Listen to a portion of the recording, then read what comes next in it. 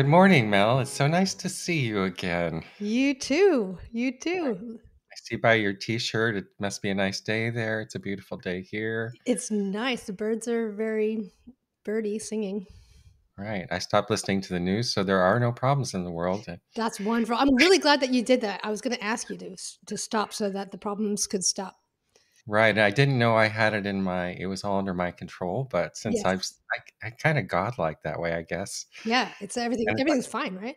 I just stopped thinking about it, and it's so anyway, I'm glad everything's better that That's way. good. That's well done. And we were going to talk, we were thinking about what I was interested. So we made a podcast about technology, by the way, which we'll do again. And it was so interesting. That was the one podcast that the technology broke and it didn't record. I'm only now seeing the connection there. Yeah, that was my microphone. So it was like, did you see the video of the AI robot attacking the person when it tried to unplug it? No. Okay, that's well that I was watching the news. Apparently, I stopped there. Never mind. But today we are going to delve into deep waters and talk about the nature of the universe and chi, and we're gonna like be physicists and We're not going to be physicists. Don't try this at home. Well, this is, here's the thing. It's like we are not physicists, but we know a little bit about physics, yeah. we know a bit. And so it's interesting to apply that because, like, at least, from my perspective, the Neijing, as you've kind of decoded it a bit, is talking about first principles, like natural first principles. And that's what physics is talking about, right? So it would be strange if there was no overlap. In fact, I think there's a lot of overlap. But I think you and I are both cognizant of what you call, or you kind of refer to as the Deepak Chopra effect, or like what I call because quantum mechanics, which Right. And I want to say, like, I think Deepak Chopra is probably a wonderful human being. Has written very much inspiring books that has helped people in their lives. So what I mean by that is when people, especially in alternative healthcare, it seems to be the main issue, or start talking about physics and like quantum healing and things like that, and physicists and then kind of roll their eyes and go, "What are they talking about?" And people listen to that and they kind of get this warm, glowy feeling, like, "Oh, quantum healing, that's like ought to be a great thing." But then you realize it doesn't. There's no there. right. Yeah, So and it's the same thing like what I call, because quantum mechanics, which again is often invoked by people who don't have a background in quantum mechanics, and so it seems to be like a hall pass to explain anything that isn't right. explainable by certain types of inquiry. And so yeah, I think you and I are both eager not to do that. Right, and then skeptics will say, "Well, you don't really know. What does that mean? You're not really using the terms correctly." And then sometimes we'll say, "Well, you just don't get us, and you don't understand chi." So I think one of the things we want to talk about today also is what is chi, and it's interesting. The Neijing, is it's a what would I call it? A comprehensive theory. That means the Neijing theory is that the universe is breath or is motion 100%.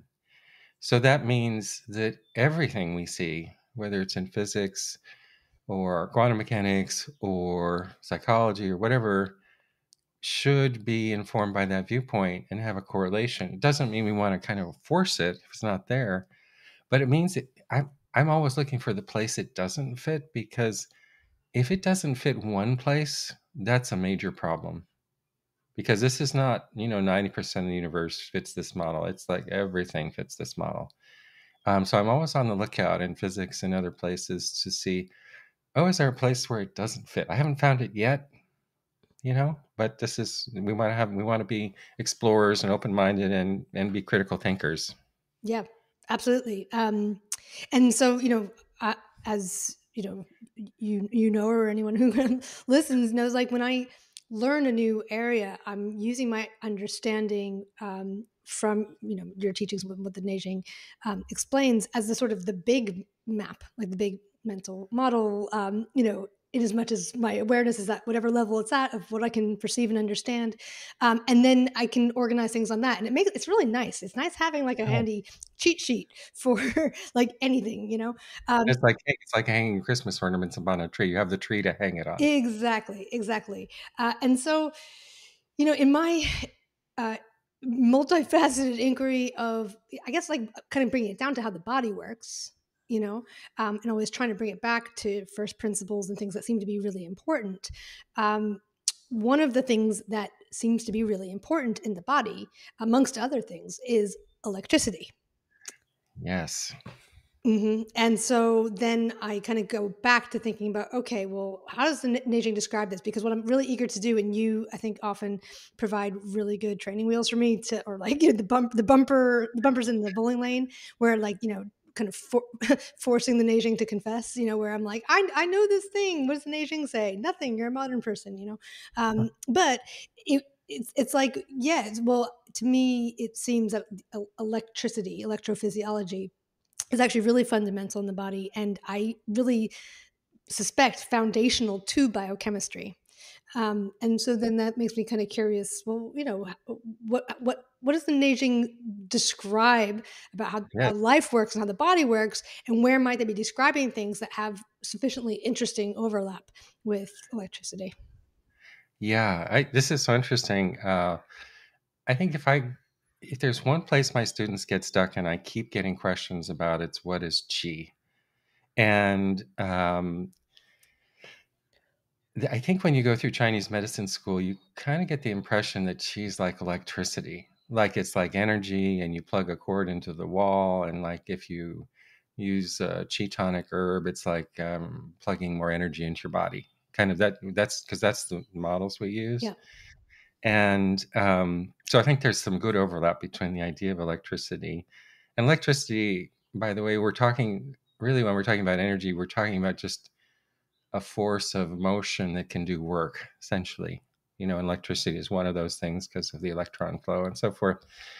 Um, and the chi one is hard for people, I think, primarily because of the stories we tell. So, we talk about stories, that we live in stories, we're story based creatures and so forth.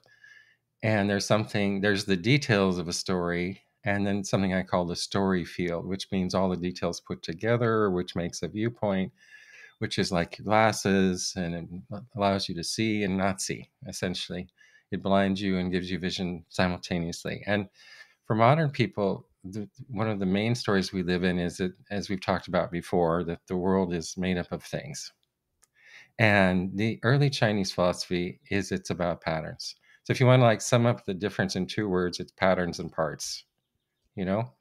So I think it's that containing story which makes the concept of chi so difficult for people. So when they are trying to say, well, what's chi? Well, it's like energy. Well, it's like the gasoline I put in my car. It's like when I plug in my toaster. It's not that. So really the first thing is to kind of get rid of this part based viewpoint, not get rid of it, I'd say, because it's how we interact in the world, right? I see you, you see me, I'm talking to my microphone, it's all good. But even in modern physics, the idea of what a thing is not so clear. To the early Chinese people, the idea is it's all about motion. And even things are patterns of motion. And most of the motion you can't see. We said this over and over again. And that's true in physics. 96% of the universe we think can't see it. So we see these things, right? Um, I can't remember who the physicist was, but and I can't remember the exact quote, but a quote from a physicist I remember reading was that matter is monotonous motion. You know? So there is this thing about, well, we have this experience of things, but they're actually in motion, like we say, like, I'm here now, you're here now, but in 4 million years we won't be. So it's a matter of time scale and so forth. But we do have this sense of like that there's a thingness to the world. But what we're going to say is that things are coherences of breath. So temporary coherences of breath make things which we call Xing in the Neijing. And so even, like in modern physics, when you go down into the uh, model of the atom and so forth, and you get down, well, you think, well, there must be a thing like in the nucleus, right? Because that's where all the strong forces are. There's the electrons floating around in standing waves and stuff. But deep down, there must be a thingness. But then you dive into the thingness of the nucleus, and it's like, oh, well, there's something called a quark and this and that. And so you start to see that the thingness is actually these patterns of resonance, and that in some places the resonance becomes temporarily coherent. That's also the definition of life in nature-based medicine. Like you are a coherence of breath and light, a temporary coherence of breath and light, right? So from the thing-based world, it's very hard to understand chi, you Mhm. know.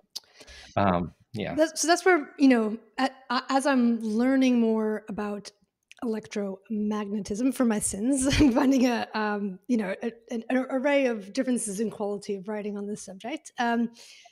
But when I look at the electromagnetic spectrum and I look about some of these fundamental properties and how light works, then I start to think, well, this seems to be almost like the palette from which these patterns of motions are being painted.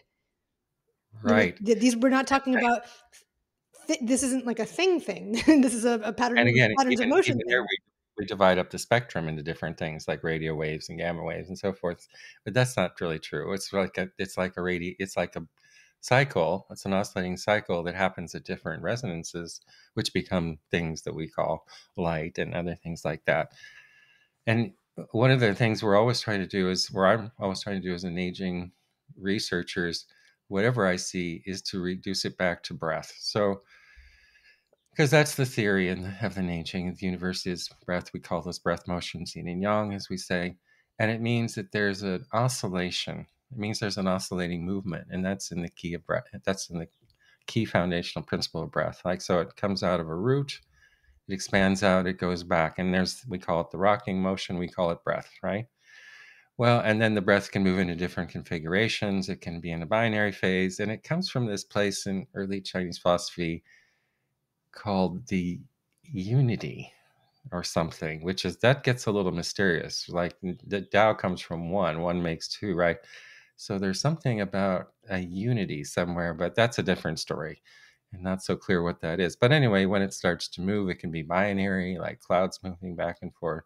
It can come into relationship, and then it starts to turn into spirals and circles. We call that the universal base pair pattern out in the cosmos. Then we have the tilt of the earth and the sixth level system. That's all patterns of resonance and breath.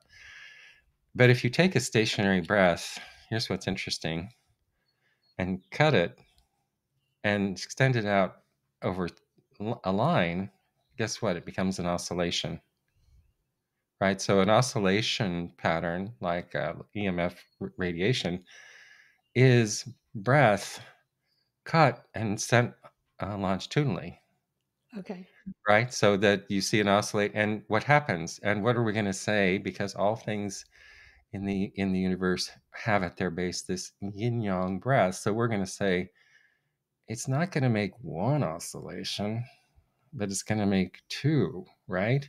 So if you look at an EMF wave, it's broken down into its electrical part or its magnetic part. And they're at perpendicular patterns to each other, right? And so now you're going, oh, this sounds very much like Jinglo theory. Like the one aspect of that is going to be the yin phase, and one of them is going to be the yang phase, right? So maybe like the magnetic phase is more the yin phase. It holds the container of the yang motion, et cetera, et cetera. And they act on each other, and they're simultaneously made as soon as it's made. If you look at the EMF fields in space, for example, in a vacuum, also, guess what? They go at the speed of light. And all these things happen at the speed of light in physics, and all the patterns change. And guess what? In the Neijing, everything's based on light, this special kind of transcendent light we call Shen. And at Shen, everything, all that, it becomes the world that can't be measured anymore. It's transcendent. So there's all these kind of corollaries. Then we get into the earth, and then we have sound waves, and then it's moving through a medium. It's a little bit different, but still the same idea of oscillation. And that oscillating motion or the breath motion seems to be the kind of the deepest motion of the cosmos because it's for so many reasons. One is it's so efficient because we've talked about that before, but like one phase is going this way, the other one's resting and regenerating the next one. And then it's resting and regenerating the next one, right?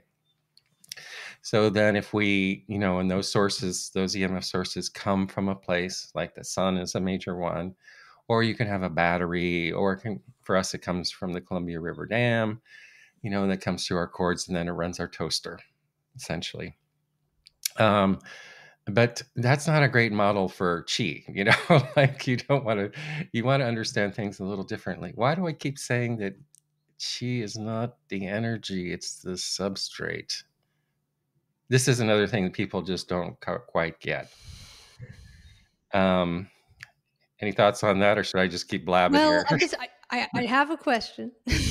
I have a question because yeah, obviously I have the benefit of having studied from you, so I heard you talk about various things before that the chi is the substrate. It's what things are moving through. Right, And but we also have like big definitions and small definitions. So it could be like the fabric of the universe that things move through, but it can also be like the air you put in your tires. And so, I mean, one question for me, looking at the Neijing, it talks about organs storing chi. right.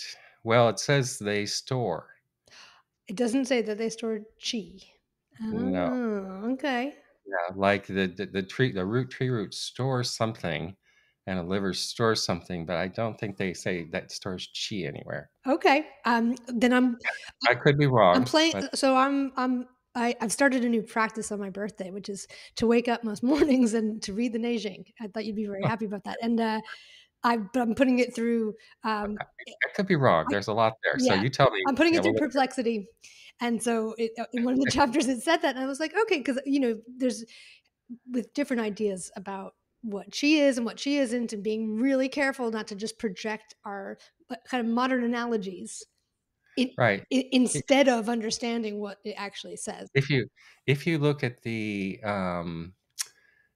use of the term chi in the Neijing, what you'll see is there's like a ton of uses of it, Right. but they're like heavenly chi, pathogenic chi, correct chi, true chi. I do think there's maybe the chi of organs.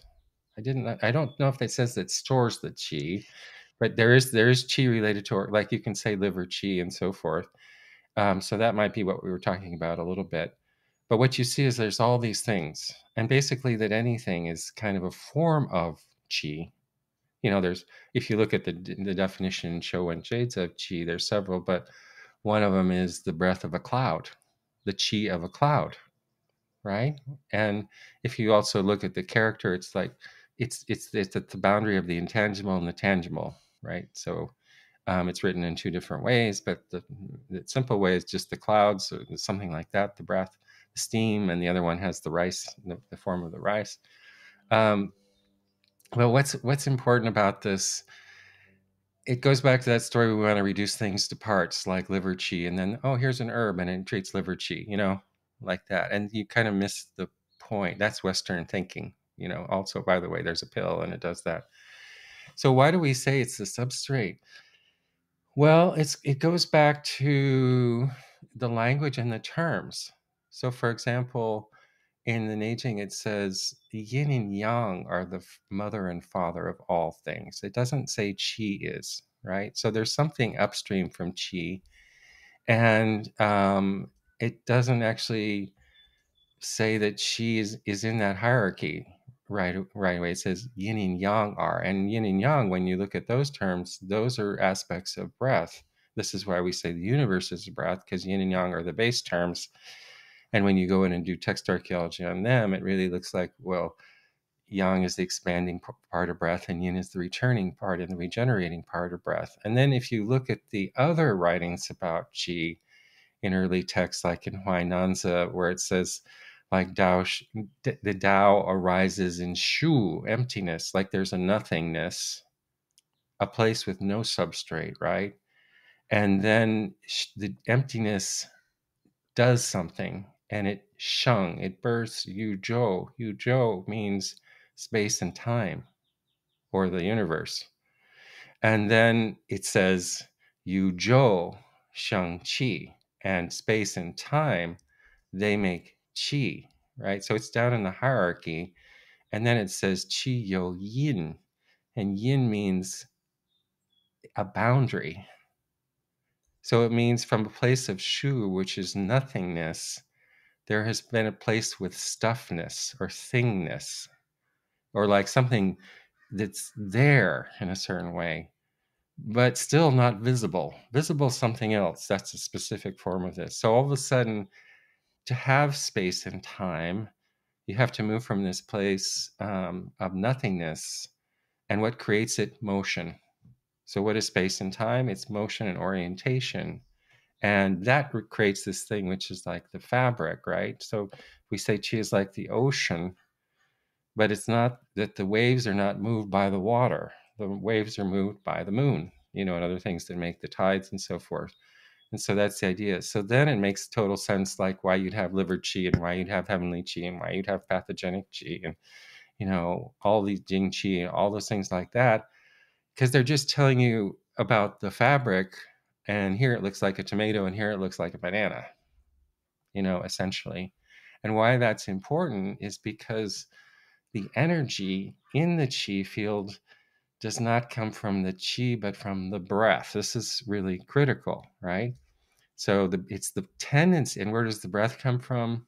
We don't know. It means that somehow in the base of the universe is this tendency to breathe. It comes from a unity someplace, we don't know where. But once it starts moving, but it's the breath, it's that tendency to breathe that moves things and creates the sun and creates EMF fields and the Columbia Dam, right? It's not the water. And that's very important in clinical practice, because when we look at a person, as we've said before, we're not going to plug them into a socket. We're going to see how they breathe. And breath is something we can work with. It's one of our main things we do.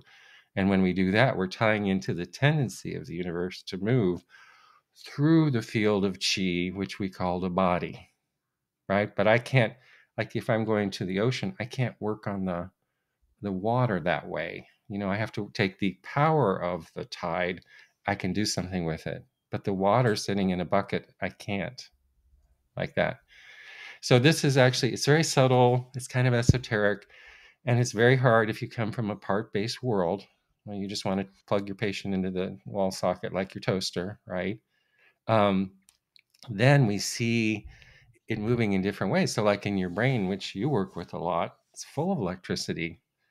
And electricity to us is like the power cord, right? So we can't get it. But it's actually an oscillation that in space moves at the speed of light, has this transcendent quality. It moves in two vectors. It has two, what we call maybe yin and yang phases. It's generated by something in your brain, which comes from what you eat and other things like that. But they all come from the emanations of the universe breathing. Did I clear that up or make it a lot? Then, like I still got questions. 96% of that, all that oscillation, all that mystery that happens before the veil is unseen to us, right? And then the 4% we go, oh, I have a toaster, I have a Yeah. computer. It's a thing, right? But that's just a form of that motion. Yeah, no, that makes a lot of sense. And I think my understanding of bioelectricity, it doesn't to me feel like it comes from that toaster model. It feels more informed by what I've learned from you. Like, for example, electricity in the brain, it's really about the frequency of the oscillations, which is say the breath, right? So even like we have really cool maps of the brain that just describe all these different territories, and each of these territories has a different frequency to it. So it's not, in fact, people clinically make a lot of kind of these assumptions like, I just need to put some electricity on the brain and it's going to work better. And it's like, uh, well, I mean, if someone's heart stops, it's helpful to shock them, but it needs to be more nuanced than that to get it to work well.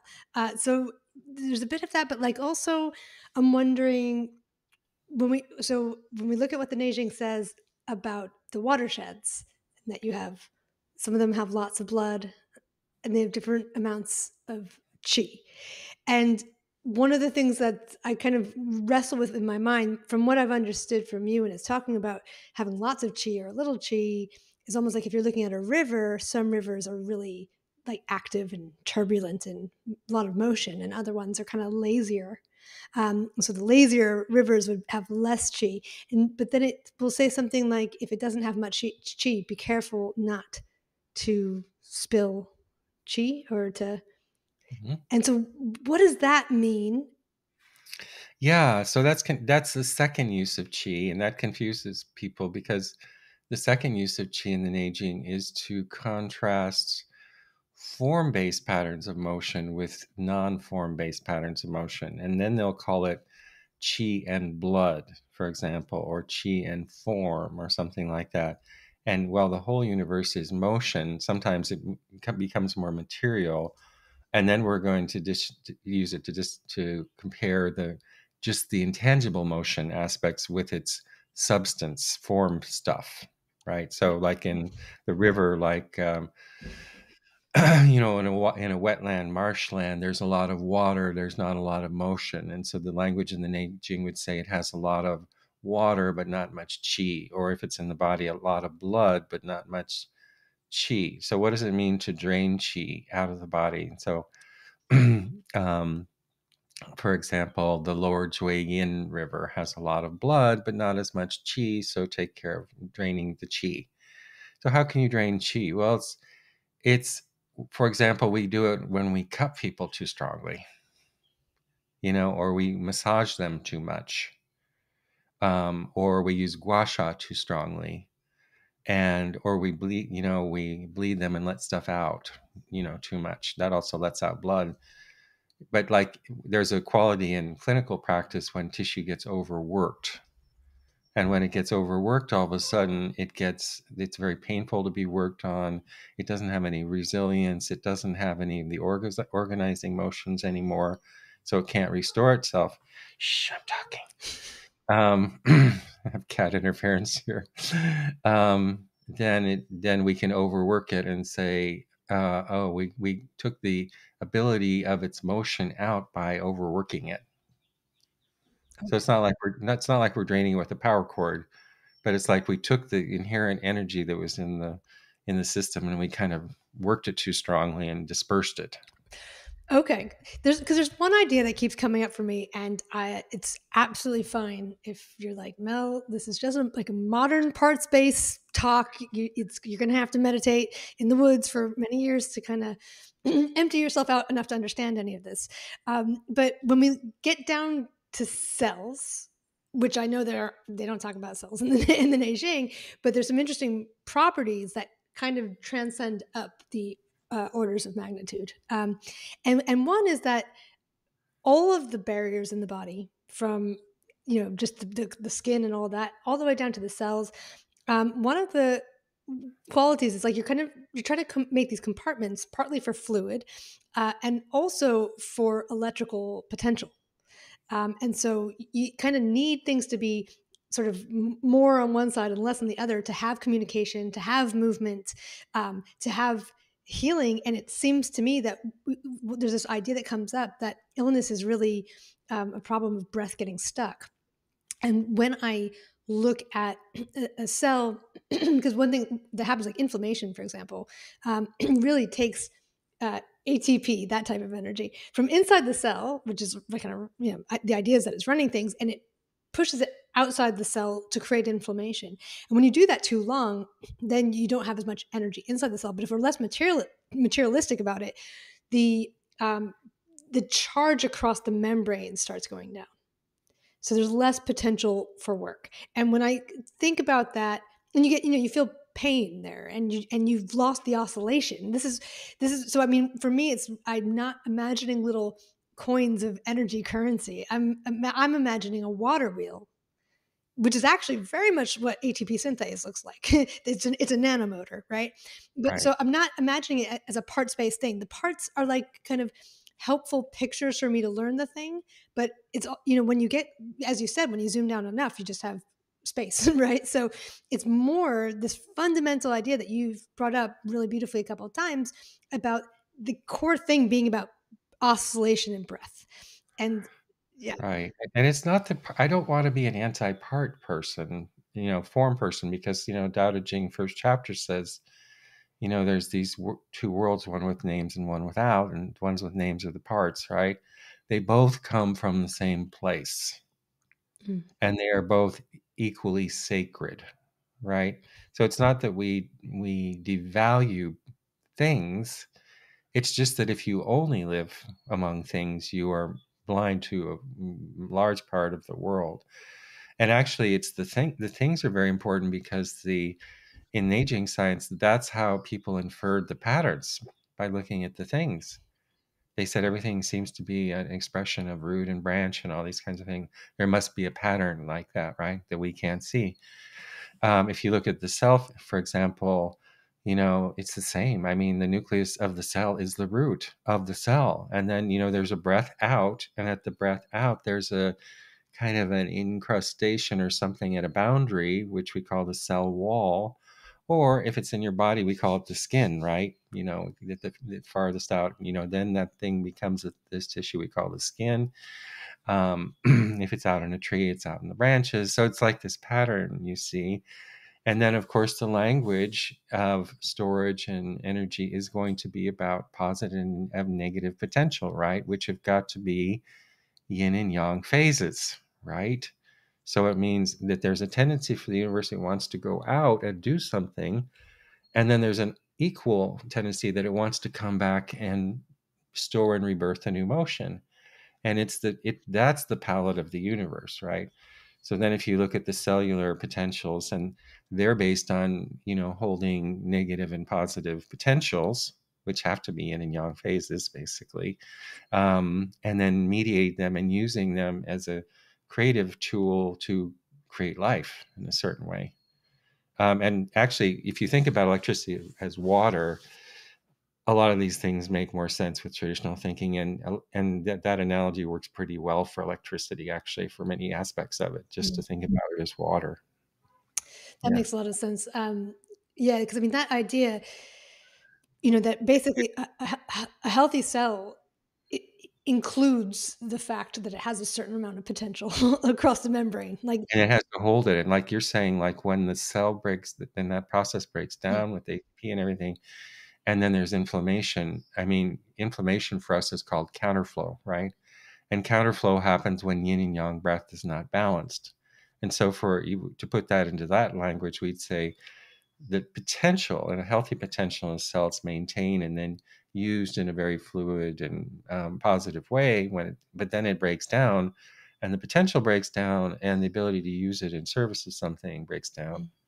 You know, That makes sense. And then the other aspect of it is if we kind of make sure we don't get stuck at the cellular level, which is a big problem. I think that, oh, I love the cell, yeah, and well, we need to be able to kind of, yeah, be fluid. We can go down, we can go up, right? But there's a whole fields of medicine that just get stuck there, and you can't, need to relate it back to a three-dimensional. oh, we'll get there. But like we God, what is how many discoveries have we met in the last 200 years dealing with the cells? Incredible, yeah. No, it's cool, and I think, what's important is really just to interpret them in the right context. It's like you have, but if you live in the thing-based story, it's like, I gotta find a thing, oh, DNA, that's the Mm, thing, whatever it is.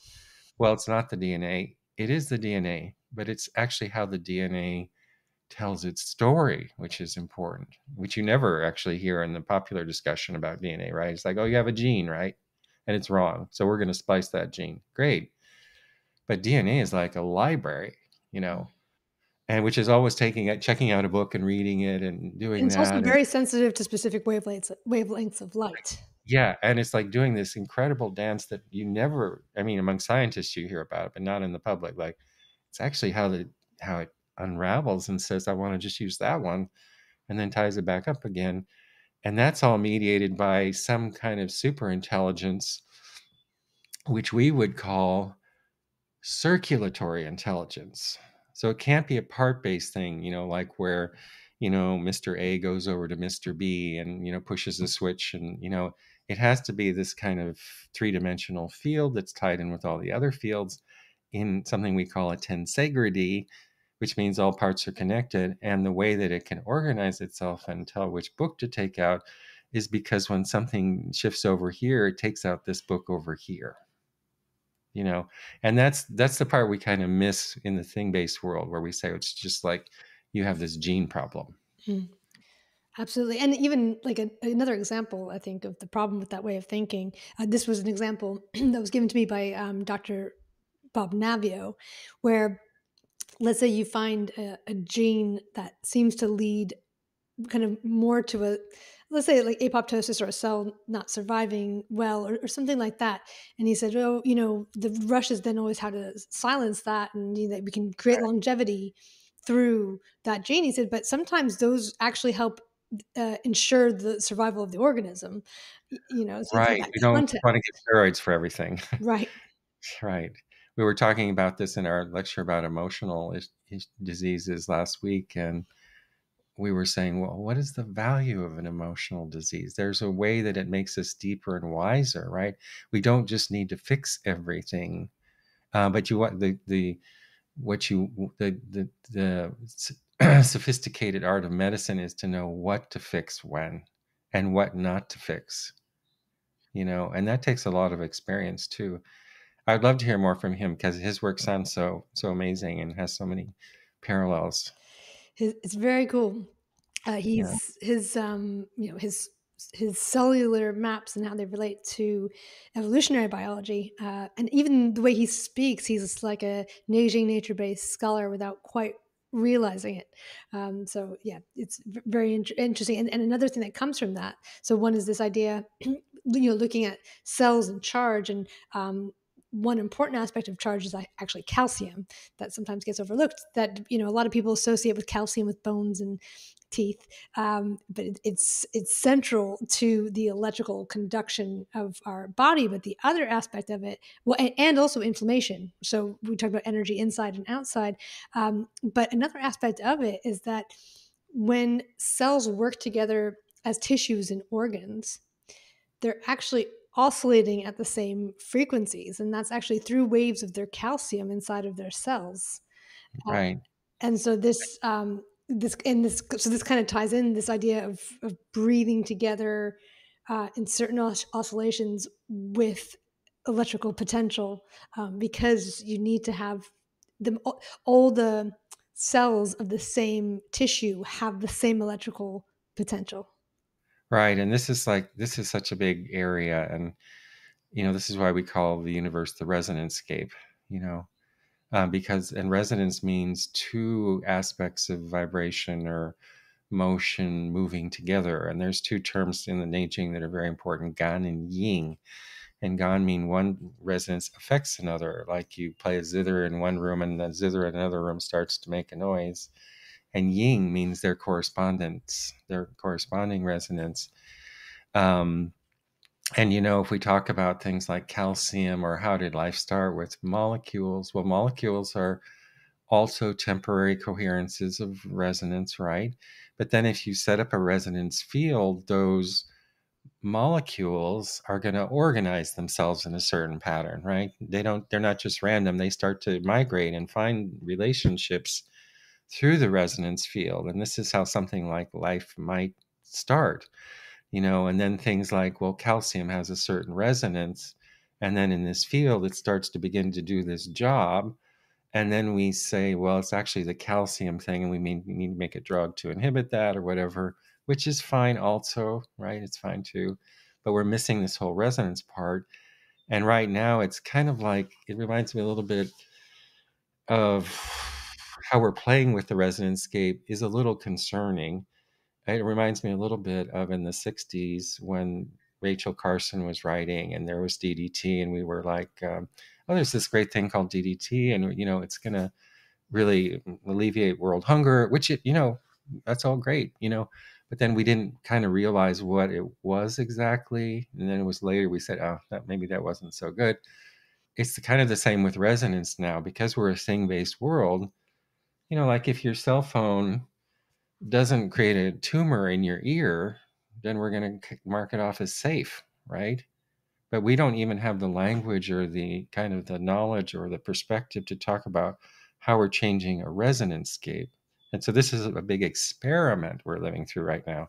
It may have big consequences, it may not. We don't really know at the moment. I'm sure you have things to say about that. Oh, well, absolutely. I think a lot of I think a lot of problems can be summed up by a failure to be able to think about things longer term, second, third, fourth order consequences. Which once you train your mind to do that, it's not hard, and it's kind of you sort of hope the people who are making big decisions, or you assume that they're doing that. Maybe they're not. Maybe they are, and they know what they're doing. But it's just like, even that's another story, actually. This idea of like, well, we did something because we thought it was good at the time, and then we learned that it wasn't good. And I think there's a certain point at which you kind of have to assume that it might not be good, even if you're not aware of how it's not good yet. Especially like if you're really changing a basic pattern of nature. Nature's like what makes us and sustains us. So like if you put so many Starlink satellites out there that, astronomers can't see this night sky anymore, and they're all beaming down 5G. I mean, I don't want to scare people, but because I don't know, maybe it's not that big of a deal, but we don't really know. And what the Neijing says, it says is the universe rules the earth by music, you know, and the sounds the music plays determines your life essentially. So that's a little concerning when you start thinking of the resonance skip that way. But it's like part of like we're humans. We're, as I say, we're a just born species. We're trying to grow up. This makes You know, sense. So I have another question that's all related to this, and it's based on a recent acquisition of mine. There's a technology called pulsed electromagnetic field therapy, which is something that I've looked at for years, and it kind of falls into this category. You and I were talking at the beginning here about, in the field of health, you kind of then start moving, once you get kind of moved away from supplements and towards like electromagnetism. There are devices, there are tools, there's CNR scanners, there's all kinds of things, like rife frequency generators, and it gets, you're kind of wading into deeper waters, and sometimes the explanations make sense, sometimes maybe they make less sense. So I think that, wading into these areas is something I usually do cautiously, because I think it takes more time to develop a core understanding to be able to actually evaluate. And that's the other thing, is because if you're receiving a machine, like I'm not going to open that machine, so I kind of have to trust whoever's put it together, which is maybe a little bit different. With a supplement, you look at the color and the taste. I don't know. So, but I have been playing with this, and as I play with it, I think about Neijing principles. And so the way it works is that and this was a technology that was originally developed by Nikola Tesla, that he was running an electrical current through a wire. And when you do that, like we were saying, it creates a magnetic field that's perpendicular. And so the way this is working is it's running an electrical current through a wire and it's pulsing it. So it's creating a pulsed magnetic field. And then when that goes into the body, the magnetic field goes right through the body. So it doesn't get absorbed, right? But it's inducing an electrical current. And that electrical current seems to induce blood flow. And so what's kind of interesting about it is that you don't really feel it unless you have an area that's not breathing. hmm. And so in an area that's not breathing, where the cell membrane has become less flexible, less like tonguing, less like resonating and responsive with what's around it, then you kind of feel this thing. And it seems to work in different ways, where then maybe it's one thing it may be doing is restoring that electrical potential of the cell membrane. So you go from having an unhealthy cell that's not able to do work, that doesn't have breath to it because there isn't a positive and a negative for things to flow, and it's restoring that. So that seems to be one thing that it's doing. And then another is just, yeah, helping, like, kind of poking, massaging deep inside areas that aren't moving. But again, because it seems to be working on first principles of life on Earth, I think once you're talking about electromagnetism, then I'm kind of in these invisible patterns. Then I'm kind of going back and saying, okay, well, how would a Neijing understanding, what would it make of this technology?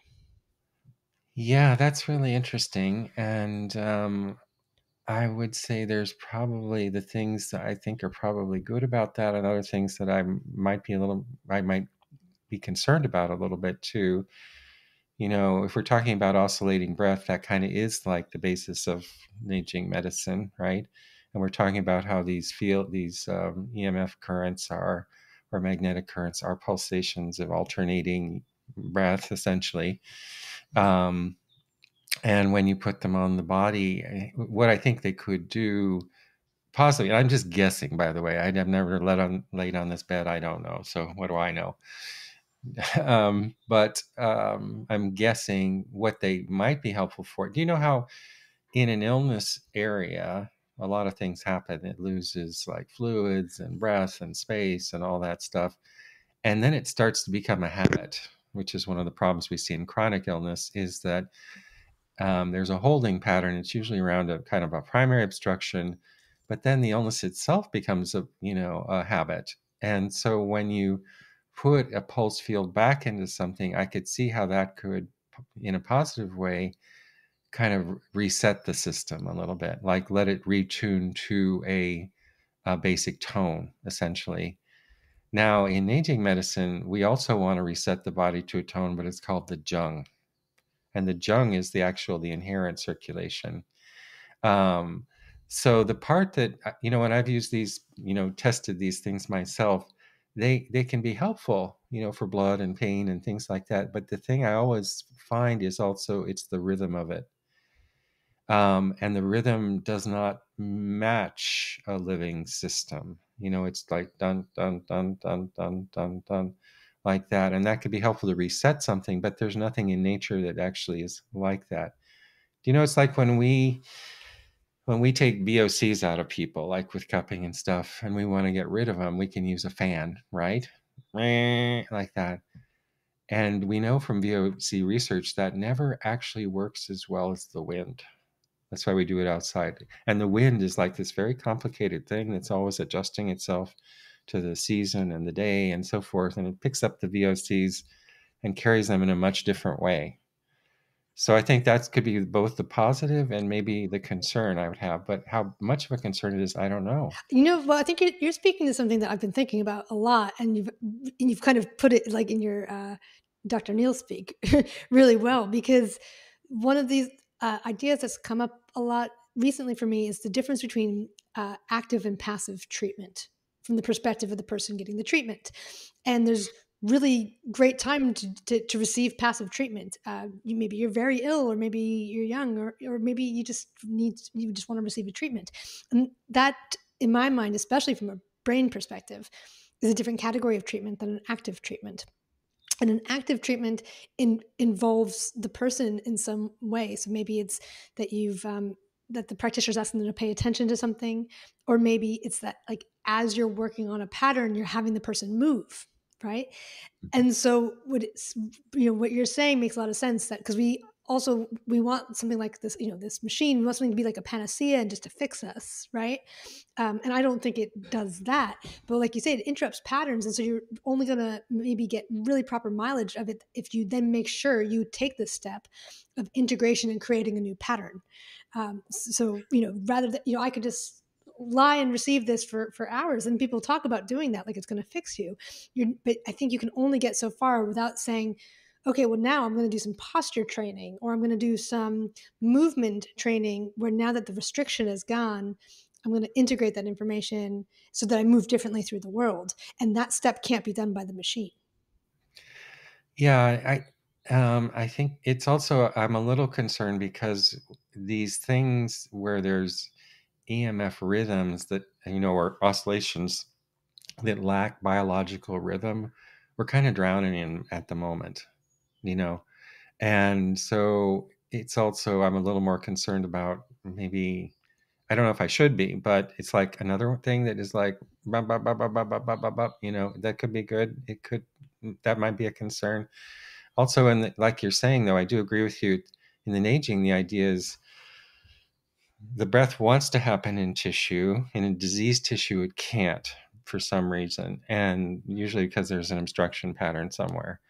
And the way we approach it is, as instead of like trying to vibrate it back into its shape is to undo the obstruction so that the main breath resonance can come back in, which is very sophisticated and complicated and organized by the circulatory intelligence of the body, which knows exactly what to do and where, right? So when we use like a magnetic bed, it could be really good. And it's also like, it's just kind of a very like bop, bop, bop, bop, bop, bop, bop for something that's really like as so complicated. And it might be positive because it resets the stage and then allows you to do what you're saying to come in afterwards. But I also, with some of those things, and I don't know about this one, I also see tissue fatigue.